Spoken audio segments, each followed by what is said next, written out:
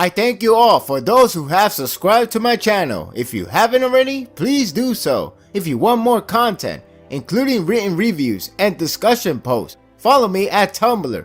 If you want to read quick reviews, updates, and others, follow me at Twitter. I also have my anime list profile. If you want to check out my anime and manga listing, I'll do my best to keep everything up to date. If you have any suggestions to watch or read, or want to leave a comment, feel free to leave it at any of my contact site. I also have a store called Anime Jam. Head over to the site and get some anime goodies for you or your friends. Now then, on to the review.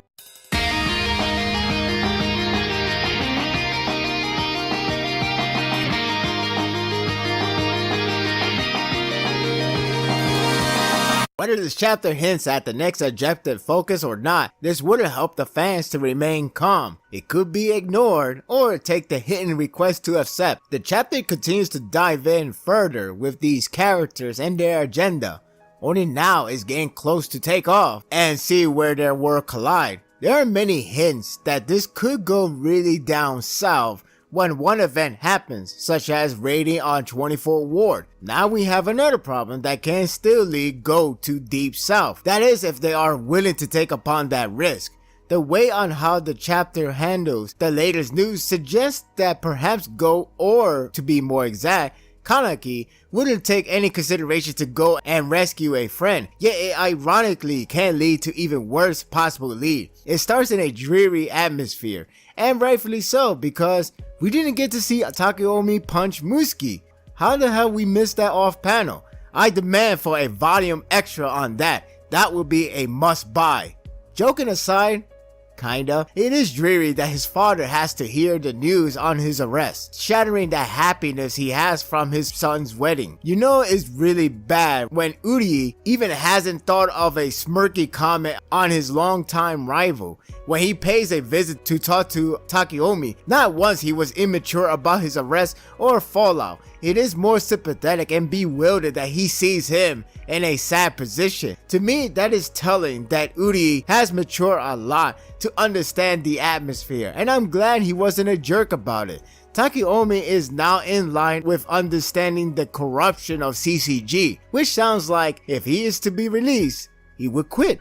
Sadly, Yoriko is in a different position. There's a strong hint that Kaneki may in fact start killing CCG members, or he's slowly cracking. After reading this chapter, I truly believe this is foreshadowing and something needs to push him over. It is true that they have been exterminating ghouls left and right, though Kaneki breaking his own law would be a sign for what's to come. He was close to burn the note on Yoriko, but couldn't. I believe this is his care for Toka that stopped him, but this will only lead to more problems. It is a good shifting tone when Kaneki didn't realize that he has a child coming. Purposely drawn, Kaneki speed run to Toka like he was about to throw a big party in her small room. I got a good laugh at that visual. Just seeing him sprinting just looks so comical. Kaneki got 20 questions already, up to the point Toka was getting annoyed by him. I can't blame him though. It is huge news. At least Toka understands that this news will probably force Kaneki to work harder or put more pressure on him, so she's trying to avoid it. This pair makes me happy. Their chemistry is still there. It is funny how Kaneki is like all calm until he sees a calendar, and that's good enough to understand that she's pregnant. Toka flings him out of the room like a rag doll. Our kings, ladies and gentlemen. Kaneki really wants to know. Just look how desperate he is. At least he's not completely oblivious. I should note on two interesting points. One is that the baby may be born around December, if everything goes well, which is the same month as Kaneki's birthday. Imagine landing on the exact same day. The other point is that this does indicate that the time skip is at least a month later. This leaves a lot of opening surprise for other scenarios. This chapter is practically a follow-up from the last chapter, and by that I mean its theme. Yoriko is in panic state that anything bad can happen to her, despite the determined schedule of her fate. I can't fault her that much on not realizing that Tokyo is a ghoul. She is gullible in a sense that she will be blinded to think of all the possibilities. It's sad that she didn't ask for all of this though. Musuki continues to be a pain with her plans to kill Kaneki. Yes, kill Kaneki, not to reunite and be the follower. That confirms that she is not willing to join him after all, unless that's a code word for afterlife. I guessed it that she arrested Yoriko to push further and became merciless, though she claims that she has nothing against Tokyo anymore, or at least not now. We'll see about that. Her focus is all on Kaneki, of course.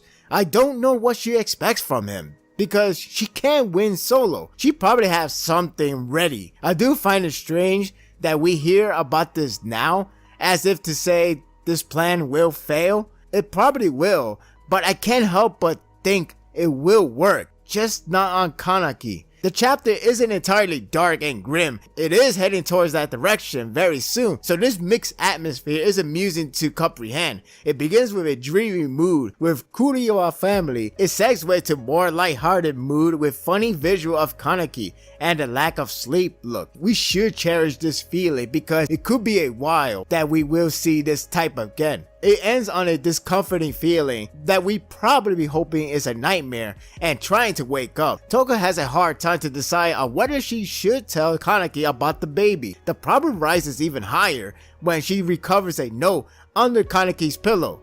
Note to self, not the best place to hide. That look on Tokyo's face, all shaded, is a bad sign.